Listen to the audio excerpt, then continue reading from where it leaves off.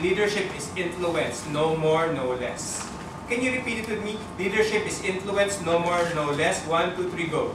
Leadership is influence, no more, no less. You cannot really go beyond that or less that. Yun lang daw talaga ang leadership. It's working with people, correct? Correct? Yes, you're working with people. You're not working with robots. Otherwise, you won't be leaders. If you're talking to a headset and a monitor screen, you're not a leader. Diba? Iba yung leader, they handle people. To what? Accomplish their goals and the goals of the organization. Dalawa yun. If you're just accomplishing the goals of the organization and not their goals, you're not a leader of people. Diba? You can be an accountant just to achieve the goals of the organization but not handle people. You're not necessarily a leader. You're an accountant. But you're an accountant / leader if you are leading other accountants to accomplish the goals of the organization and also the goals of the accountants that you're handling under you. But the bottom line is, leadership is an influence process. And I need you to remember that. But I like what you guys were saying kanina. Parents are also influencers. Husband ni Melissa is also an influencer. I would like to meet your husband. That's going to be very interesting to me. This is my family. I'm married to Michelle for 11 years now. She will kill me. I always forget how many years. 11 years now. And I have a 10-year-old daughter. Her name is Isabel. And I have a 4-year-old daughter. Her name is Julia. And although ang laki ng agwat nila, no? 10, 4, 6 years, right? She had a miscarriage midway. But we were supposed to have a middle child. It's supposed to be a boy, but she had a miscarriage. I was really broken nung time. Pero still, I'm blessed with 2 daughters. But the thing here is that my eldest daughter is very compassionate. Malambing yan eh. My youngest daughter is very dominant. What we tell other people is that she's a born leader. I bought her a t-shirt, nakalagay doon sa t-shirt niya, I'm the President of the Philippines, and she wears it with pride.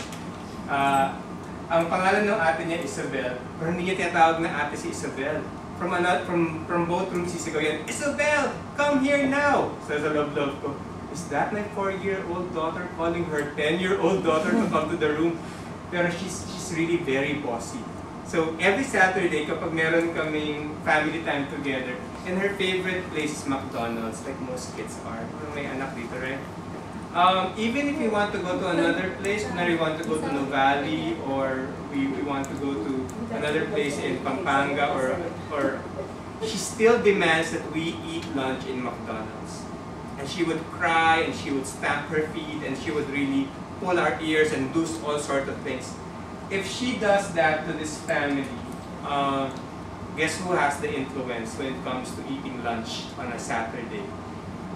Si Julia, right? Because she's dominating, and she's not only dominating, but she's influencing us. We're married for 11 years, and there was a point, we work in the same company. It's called Church Strengthening Ministry. I was the vice president of that company. It's a publishing company. We produce the devotionals and the books by John Maxwell and Francis Kong and all those. I was the vice president there. She was a senior editor. And as vice president, I was her boss. Right? But that's not always the case. She always imposes her influence over me. She would cry, tampo ng konti. And I really hate the arrangement because for 5 years, I was supposed to be technically her boss. But pag meron akong desisyon na mali, I will not hear the end of it. One time nagbiro ako sa kanya on our way to our office, I told her, Michelle, can you do me a favor? Can we have an arrangement whenever we go to the office, I will be your boss from 8 a.m. to 5 p.m. And then from 5 p.m., pwedeng ikaw na ulit. We can go wherever you want. The parlor, Starbucks, window shopping, wherever. Tapos sabi ni Michelle, sige, agree. But remember, there's lunch break, and there's coffee breaks. I can always come by to your office and try to persuade you. I'm not bossing you around. I'm just persuading you. Yung term niya. So if she does that to me, even though I'm the vice president of the company, guess who has the influence over me? Si Michelle, right? Now, if you take the definition kanina seriously,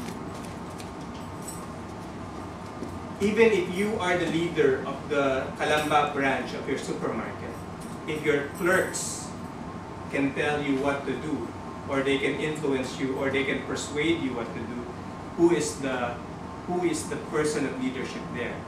It's the clerks, right? Diba? Let's go back to President Noynoy Aquino. Everybody thinks he's a godly man, he's a man of character, and whatever. He got elected on the platform of moral integrity compared to the other, diba? But people were very afraid that his circle of influence may be not necessarily people of integrity, right? So whoever the person of influence, the people of influence to the president, could be the one who's leading the country and not the one who's elected. So think about that.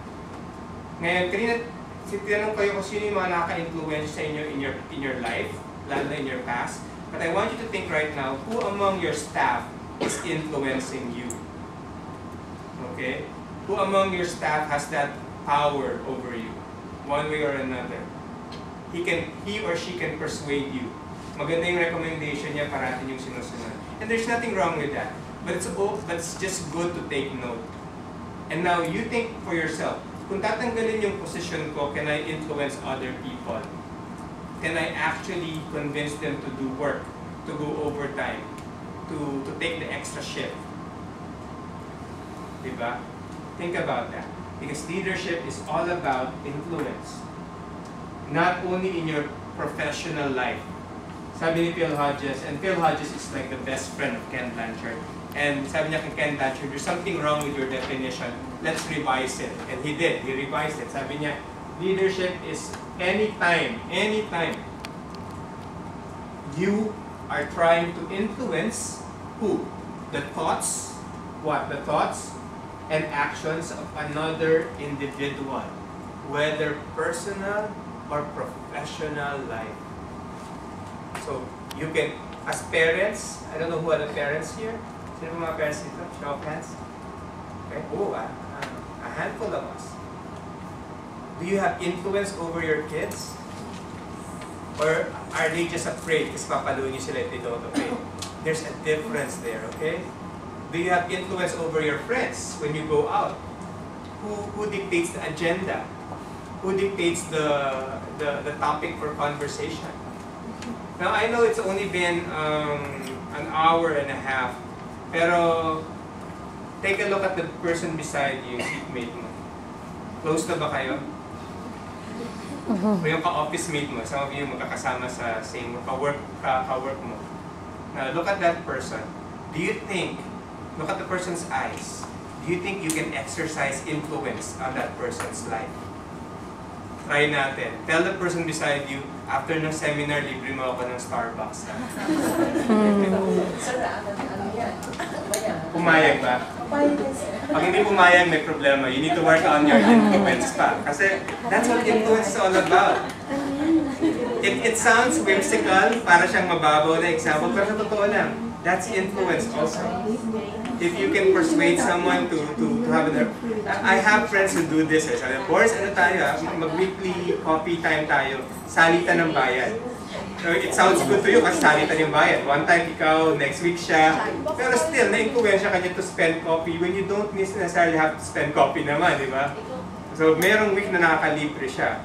Eh, lalo na if the person is a coffee addict, every week naman talaga siya ng coffee. Pero nakakalibre siya sa'yo every other week. So may ano siya, meron siyang influence power over you.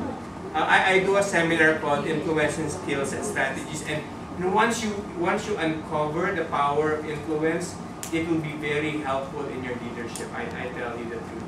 And I'm an accredited person in a university in London. There's really a profiling test. In another seminar, maybe Efficience will offer this. You can actually tell what kind of influencer you are. And you influence people based on the kind of influencing profile they may have. Kasi ano na to, bonus na to, ito tawag na added value. I'm gonna tell you two classifications of influence. Merong tinatawag na pull at push.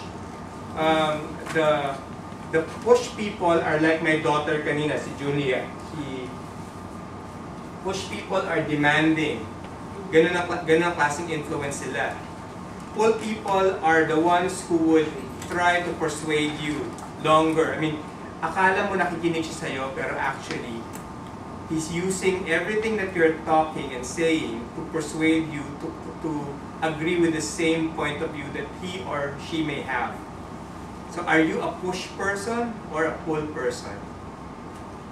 I'm a push person. Sa akin yata nagmana si Julia. I'm a push person myself. But the thing is, what you need to learn is you need to be both. If you're a pull person, you need to be a push person also at a certain point. And that's what leadership is all about. In the grocery, you may need to be a push person all the time, but maybe a pull person when it comes to your customers. Na-gets niyo yung difference, di ba? Kasi customers sila, customers are always right. And you listen to them, right? But the thing is, you don't want them to file a complaint. So you listen to them, you listen to their grievances, and eventually, hopefully, you can persuade them not to file a complaint and still be a loyal customer. Even though the customer feels good, who had an influence over the other? Sana ikaw. But if the customer just demands and demands, push siya, ikaw, you're not really working as a pull person.